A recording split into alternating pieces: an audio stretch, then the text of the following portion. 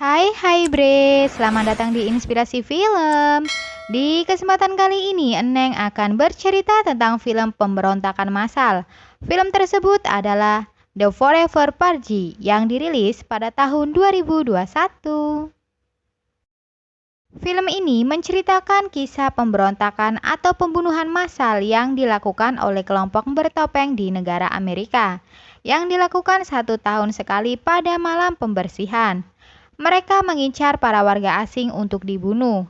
Salah satu target mereka tak lain Juan dan Adela, sepasang suami istri yang berasal dari Meksiko. Juan dan Adela menetap di Amerika karena bekerja di keluarga Tucker yang kaya raya di kota itu. Gimana kisah selanjutnya? Yuk kita cus ke ceritanya. Di awal film terlihat pasangan suami istri berjalan di tengah-tengah padang. Mereka adalah Juan dan Adela yang sedang berjalan menuju Amerika.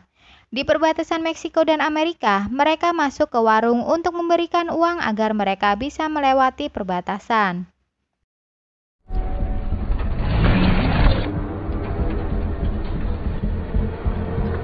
Kemudian mereka melewati jalur bawah. Setelah sampai di ujung jalur, seorang pria remaja memberikan kartu mawar kepada Adela.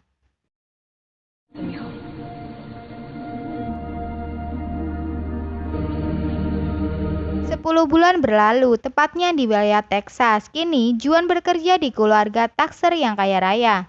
Di situ, Juan berhasil menjinakkan kuda yang agresif, sedangkan Adela bekerja di pabrik pemotongan hewan.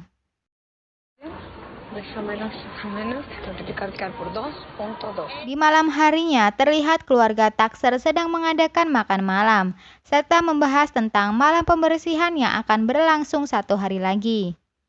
Di tempat pelatihan kuda, Dylan, bos di situ menegur Juan karena datang terlambat. Sedangkan sang ayah Tucker memberikan bonus karyawannya, Titi, Crick, dan juga Juan. Juan memberanikan diri untuk bercerita ke Tucker. Sepertinya Dylan tidak menyukai Juan karena Juan orang Meksiko.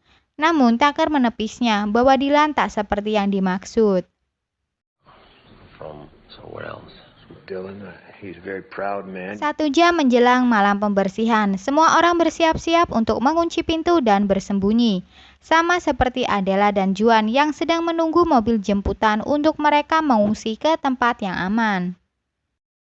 Sedangkan di keluarga Tucker sedang menikmati permainan sembari menunggu waktu selesai. Namun Dylan terus waspada untuk menjaga seluruh anggota keluarganya. Suara peringatan dimulainya pembersihan sudah dimulai. Selama 12 jam, para warga yang ada di luar dan warga asing akan dibunuh secara massal oleh pembunuh bertopeng.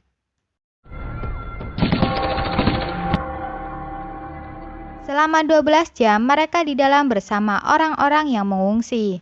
Adela keluar untuk mencari udara segar, tetapi ia tidak dibolehkan untuk keluar oleh penjaga.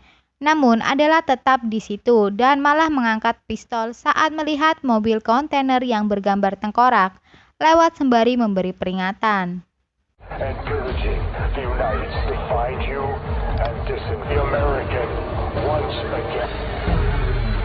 Suara sirene terdengar, pertanda pembersihan selesai. Mereka semua senang karena selamat.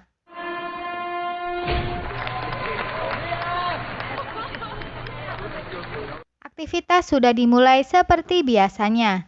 Dylan dan adiknya Harper pergi ke peternakan, begitupun dengan Juan dan Titi yang akan menuju ke sana juga.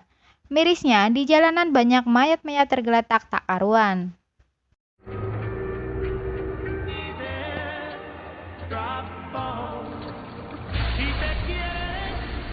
Saat Dylan masuk ke peternakan kuda, ia dikepung oleh kelompok bertopeng.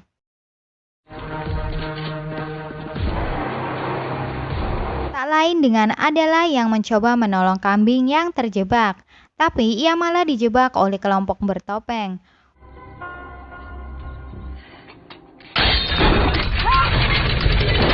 Untungnya, teman Adela yaitu Danius berhasil menolong Adela dan kelompok topeng pun tewas.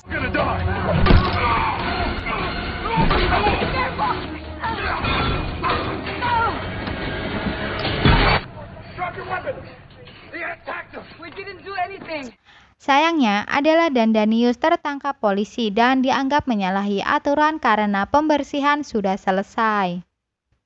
Juan dan Titi merasa aneh karena melihat kuda berlari-lari. Di lain sisi, keluarga Tucker sudah disandra oleh kelompok bertopeng. Tak lain adalah Crick, pegawai Tucker yang ingin balas dendam dengan keluarga Tucker.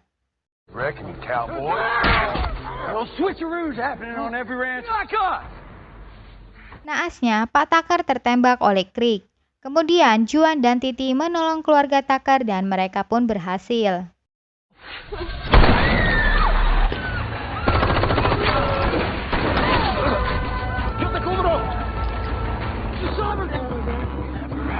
Mereka semua bergegas naik ke truk untuk menyelamatkan diri. Juan menerima telepon dari Rosa, pegawai Adela. Dia memberikan info kalau Adela dibawa polisi. Sedangkan mobil polisi yang membawa Adela dan Danius terus diserang oleh kelompok bertopeng. Sampai akhirnya polisi itu tertembak dan mobil pun terguling.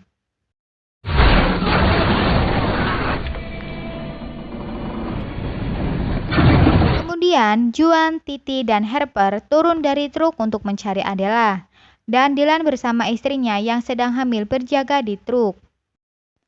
Saat Adela bertemu dengan Juan, mereka bergegas naik ke truk. Namun, Danius tidak ikut dengan yang lain karena ingin mencari keluarganya.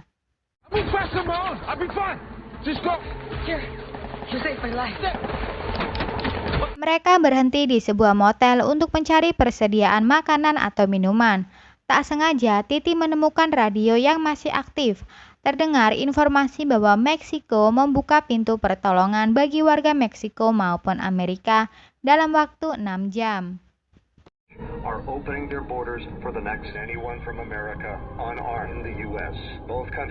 Di perjalanan malam harinya, mereka dikejar oleh kawanan kelompok bertopeng. Untungnya, Harper membawa bendera pembersihan, lalu memperlihatkan ke kelompok itu, dan mereka tidak jadi diserang.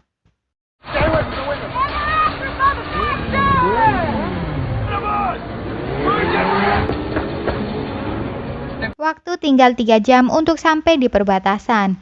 Namun, mereka terjebak di suatu wilayah yang sudah kacau. Mereka memutuskan untuk mencari jalan lain. Pelan-pelan mereka melewati setiap sudut jalan. Saat mereka akan memasuki gedung teater, mereka terkena debu ledakan. Sayangnya, Adela dan istri Dylan terkunci di dalam teater.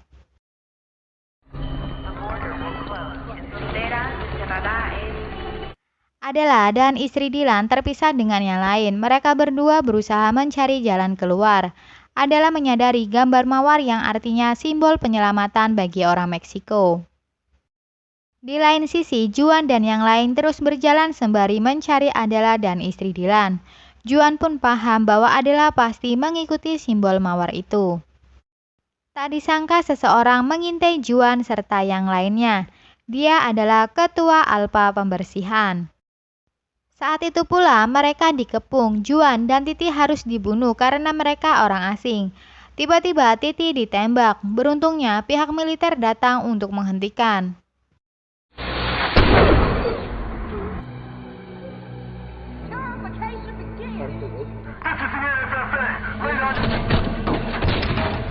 Terjadi adu tembak dan Juan juga menembak istri dari ketua Alpha, yang menjadikan ketua Alpha semakin marah dan dendam untuk membunuh Juan dan yang lainnya.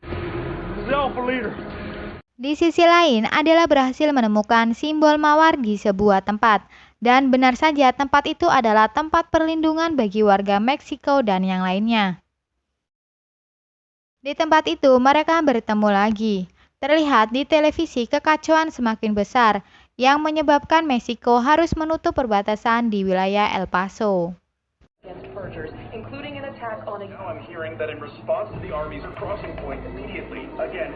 Terlihat Mami meminta bantuan untuk mencari Thiago untuk membawa mereka ke perbatasan. Kalau tidak, mereka semua akan terbunuh. Akhirnya, mereka semua bergegas mengikuti arahan Mami. Thiago datang, mereka semua langsung naik ke dalam truk. Saat di perjalanan, istri Dylan merasa akan melahirkan. Dia harus menahan rasa sakit sampai di perbatasan. Tak disangka pula Ketua Alpha dan timnya mengejar mereka untuk membalas dendam ke Juan yang sudah membunuh istrinya.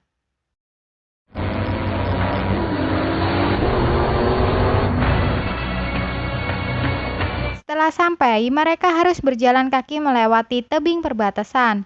Sedangkan Juan dan yang lain tetap di situ untuk melakukan perlawanan ke tim Alpha. Walaupun peluru mereka habis, tapi mereka berhasil untuk menyerang kembali dengan merebut senjata milik tim Alpha.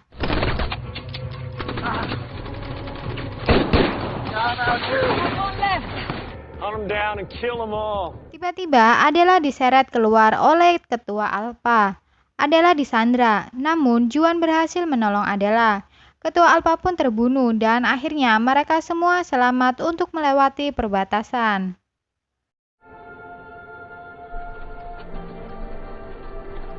You made it.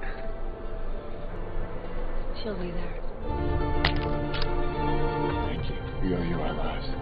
Di akhir cerita film ini, mereka semua bertemu kembali dan istri Dylan berhasil melahirkan seorang putri dan film pun selesai. Jadi seperti itu ya bre, rangkuman alur cerita dari Eneng. Semoga kalian suka ya bre.